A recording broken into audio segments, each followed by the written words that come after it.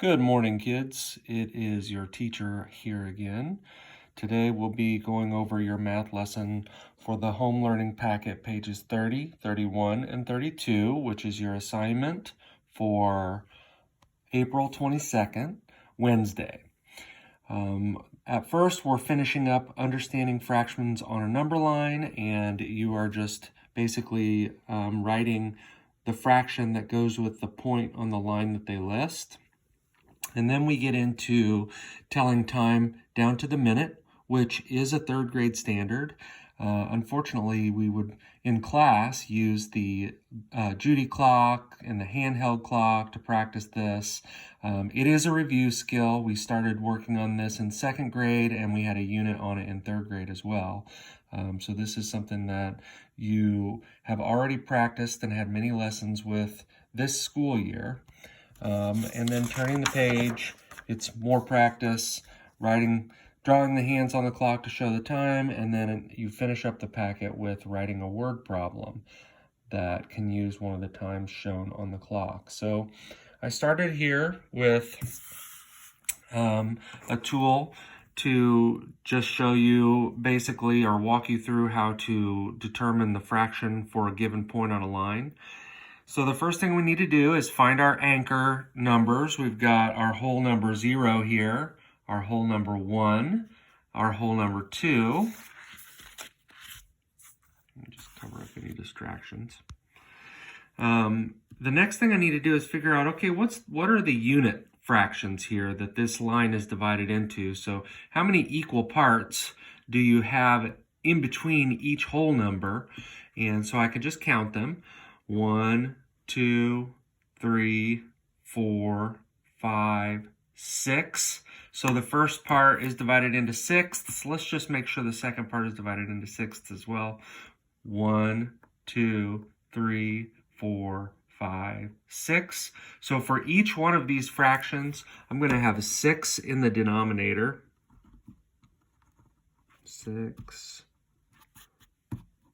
This is going to be over 6, and C is going to be over 6.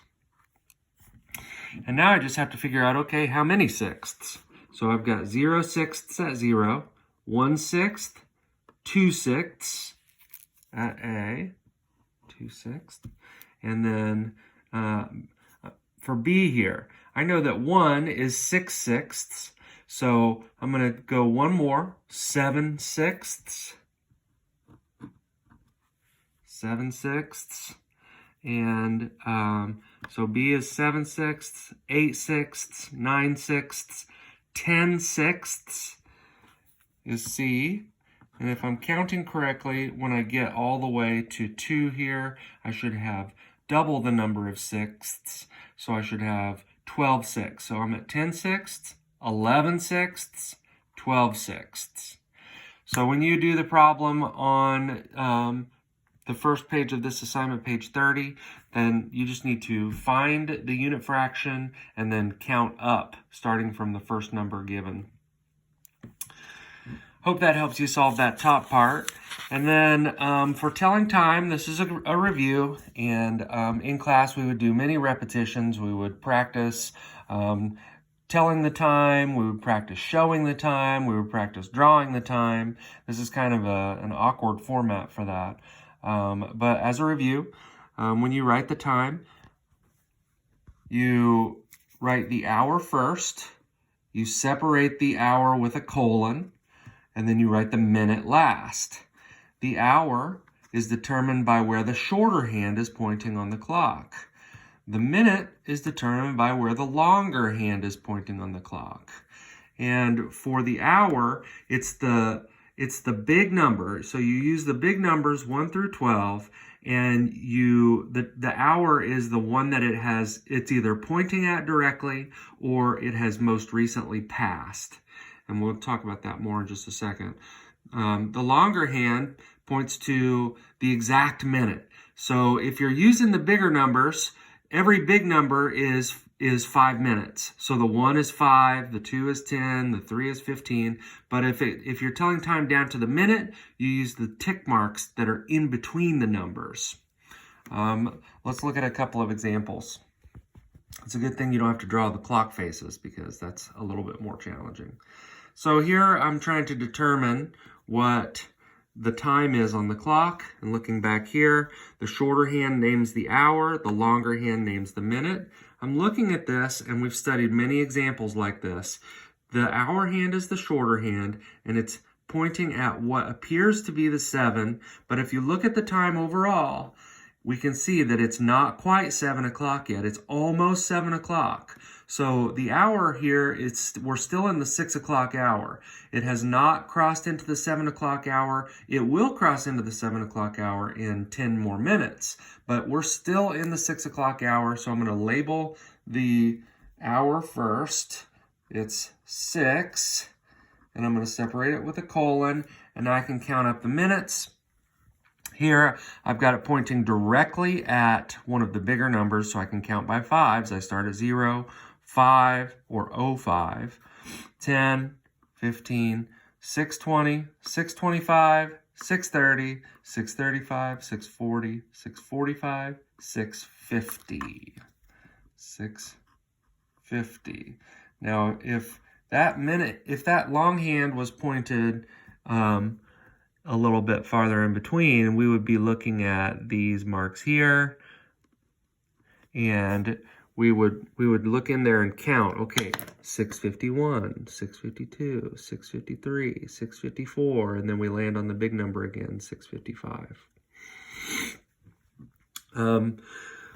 Over here is an example where you actually have to draw the hands on the clock, and if you remember, we studied time words. There are lots and lots of time words. For words like after and past, you're going forward past the hour. So if it says 12 minutes after 5, I'm going to move the minute hand after 5 o'clock. So, and then the hour hand is going to be slightly past the 5. The shorter hand is going to be slightly past the 5. If it says before, that means you're leading up to that time. Or till, that means you're leading up to that time. Okay, so this is 12 minutes after 5. Another way to say that is 5:12. So I know that my hour hand, my short hand, is going to be slightly past the 5. And 12, I can count up by 5s until I get to 10. If I get to 15, I'm going too far. So I'll say this is 5:05, 5:10, and then so 5:12 is going to be 2 marks, 2, 3, 4. It's going to be 2 marks past the 2. And so 12 after 5 is going to be looking like this. I know that that's pretty challenging, and drawing it yourself is a little bit tricky.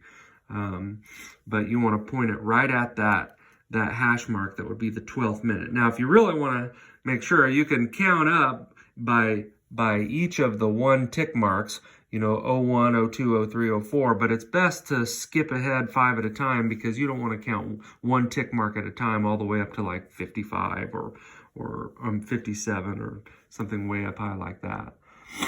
The last thing they ask you to do, okay, so 12 minutes after 5 is 5:12. The last thing they ask you to do is write your own word problem using one of the times shown. So I, in the interest of getting back to normal life, was thinking about going to the movies because it's such a treat to go to the movies. And a lot of time problems that you see are based on when a movie time is and making sure you leave the house on time to get to the movie. And that is a real world problem related to telling time, making sure you get to places at a set time. So I decided to use this time on the left, 6:50 here. A movie starts at 6:50. It takes 20 minutes to get to the movie theater and find your seats.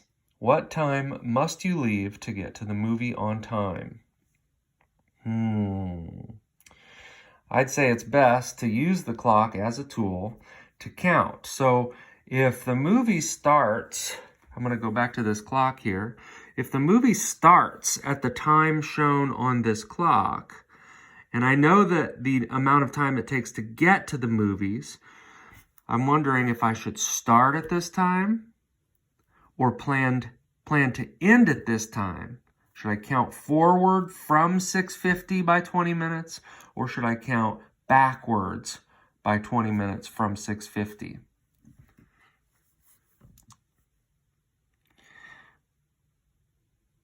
If you said count backwards, you got it. Because if you count forwards, you're going to end up being 20 minutes late to the movie.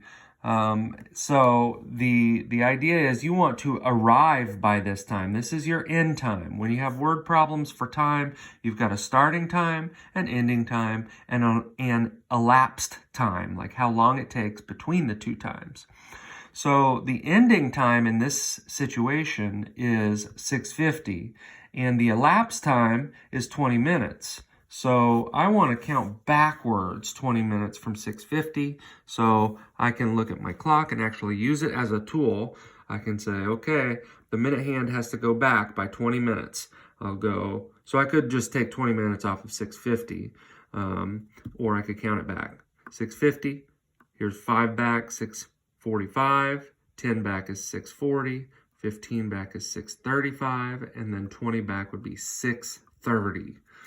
So I would need to leave the house by 6:30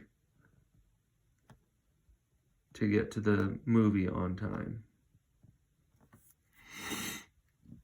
And I could check my work by counting forwards. So if I go up 20 minutes from 6:30, I can count by 5s to get to 20. I know that it's 4 5s to get to 20. So 6:30, 6:35, 6:40, 6:45, 6:50. Well, it's not the best, but I hope it helps you at least review and freshen up your mind from the 2 units we've had together, one at the end of 2nd grade and one at the beginning of 3rd grade for telling time. And as always, if you have questions on this assignment, you can reach out to me during office hours or really any point during the day when you're working on this. Best of luck. I miss you, and I hope you have a great day.